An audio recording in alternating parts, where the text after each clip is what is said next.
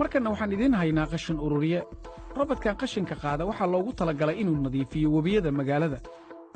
waxa uu ku xiran yahay internetka, taasoo kuwa adeegsada ay nadiifin karaan webiga Chicago iyagoo aanan far dhaqaajin. robotkan dib ayuu xaruntiisa ugu soo laabanaya marka uu u baahdo in la buuxiyo dabkiisa.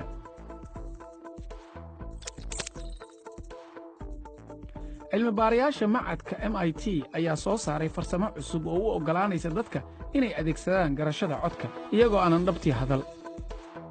waxay adeegsan karaan aalad koronto oo la soconaysa dhaqdhaqaaqa daanka iyo wejiga marka uu ka fakarayo qofka aaladda xihan inuu sharaxo erayada. balse waxa ay u ekaanaysaa inaad si nacasnimo ah u hadlayso.